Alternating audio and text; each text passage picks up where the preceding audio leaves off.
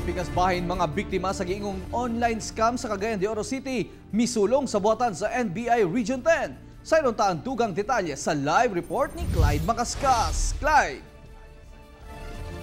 Real mismong ang gingong scammer sabang nitahan siyang kaugalingon ngadto sa NBI kisang gituuhang nakakwarta kuno o kapin 30 milyones pesos.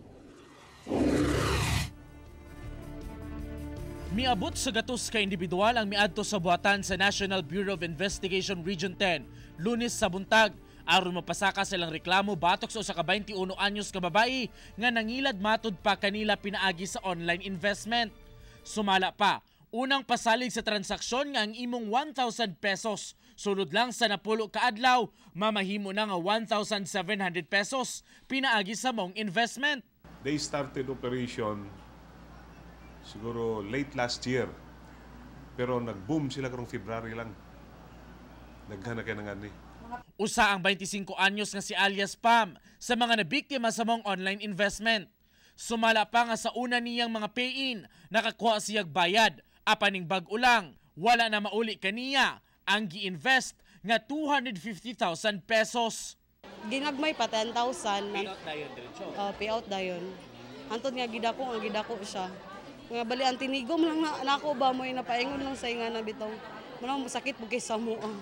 Andam niyang tagaan og sa kabulan ng gingong sospek para mauli kaniya ang kwarta. Apan gipamugo sa 21 anyos ka sospek nga dili scam ang iyang transaksyon. Si Donnie Pagaspas apil yung pamilya ani ga-receive og money nga wala ko. So scam ni siya gyud ma'am unsa may dili jud siya kung sa kwan lang mingon sila scam pero ako willing ko mo refund sa tanan tao. Nagipit kuno siya sa kwarta diyang usa sa iyang mga gisaligan ang nagdawat sab og kwarta gikan sa mga investor. Apan wala ginarimit ang pay-in kaniya. Apan gilimod sa iyang giingong sinaligan ang pasangil. Siya kami gadawat mi pero amo ba ginarimit sad siya ha. Kay late naman siya gadto sa shop ang mga tao kay gadumugo naman siya. Tegudto na siya gaadto bitaw na mga walk-in na mga investor. Morning pa lang gaadto na so kami sa siya pamalihog na lang kaya po sila mga lakaw-sad. Dili lang ako ang isang involved ani apil ang pamilya ni Pagaspas. Andam niyang ibalik ang tanang kwarta sa iyang mga investor kung tugutan siya sa piskal. Sumala sa NBI, pasakahan nila kasong large-scale swindling ang suspect ug laing kasong cybercrime sa paggamit sa social media sa maong scheme. Kanina matud pa ang ikaupat nga scam case ang gigunitan karon sa NBI sa karon lang nga tuig. Pahimangno nila sa katawhan. If it's too good to be true, then pagduha-duha. Sa kabahin sa City Council, maningkamot silang panday og ordinansa nga maprotektar kuno batok sa mga scam. So dakan pa tay panday anang balaod nga dili gyud matarog ba.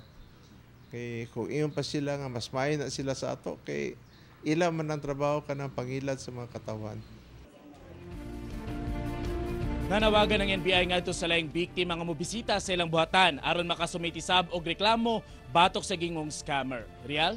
Clyde, taga idami katinawan unsa ang klase o pamaagi sa maong ginatawag nila nga online scam kay basig ang uban na biktima na di ay o ongoing pa nga ginabiktima pero at least makahatag tag katinawan sa mga kaning nabiktima na di ay.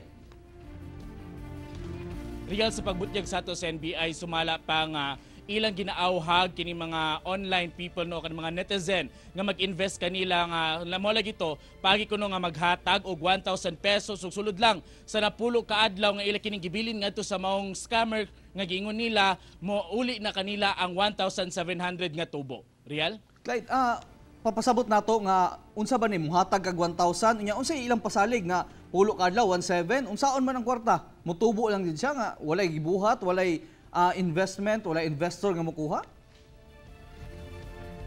Sakto ka na Real mao pud na ang gipasabot sa NBI kay gani wala kuno mga inana nga deal kay maski gani ang mga bangko dili mo dawat sa maong mga susamang paagi. Mao nang ilang gipaniguro karon nga unta maundang na kini og sample lang matud pa katong ilahang gikustodiya sa karon. Real? So ang mga biktima walay kunang gigunitan, walay produkto nga gihatag o muhatag lang basi mo down lang basta mutubo na.